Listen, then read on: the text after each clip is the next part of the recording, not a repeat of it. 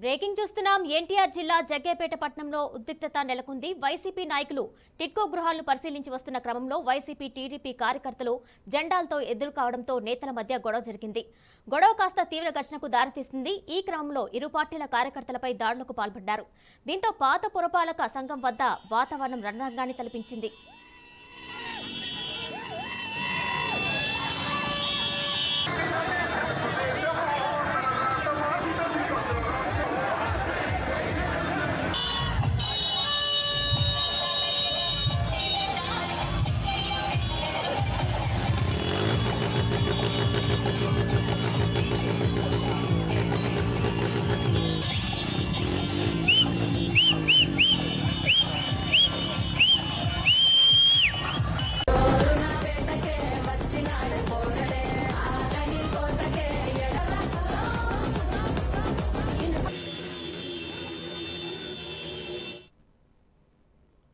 ఎన్టీఆర్ జిల్లా జగ్గేపేట పట్టణంలో ఉద్రిక్తత నెలకొంది. వైసీపీ నాయకులు టిట్కో గృహాలను పరిశీలించి వస్తున్న క్రమంలో వైసీపీ టీడీపీ కార్యకర్తలు జెండాలతో ఎదుర్కోవడంతో నేతల మధ్య గొడవ జరిగింది. గొడవ కాస్త తీవ్ర ఘర్షణకు దారితీసింది. ఈ క్రమంలో ఇరు పార్టీల కార్యకర్తలపై దాడులకు పాల్పడ్డారు. దీంతో పాత పురపాలక సంఘం వద్ద వాతావరణం రణరంగాన్ని తలపించింది. దీనిపై మరింత సమాచారం మా ప్రతినిధి ఏడుకొండలు అందిస్తారు. ఏడుకొండలు చెప్పండి, జగ్గేపేటలో టీడీపీ వైసీపీ కార్యకర్తల మధ్య ఉద్రిక్తత నెలకొన్నట్టు తెలిసింది. ఫుల్ డీటెయిల్స్ ఇవ్వండి.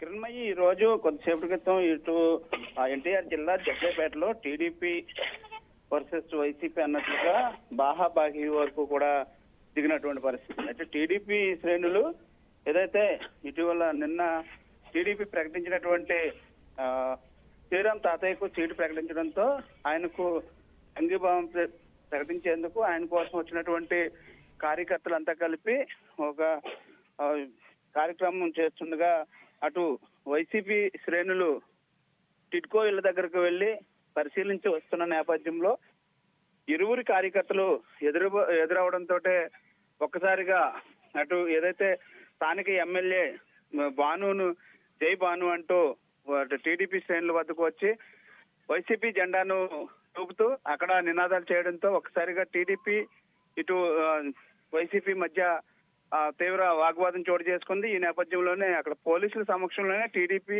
ఇటు వైసీపీ కార్యకర్తలు బాహాబాహికి దిగినటువంటి పరిస్థితి కనిపిస్తుంది. తక్షణమే అక్కడ ఉన్నటువంటి పోలీసులు ఇరు వర్గాలను చెదరగొట్టేందుకు ప్రయత్నం చేశారు.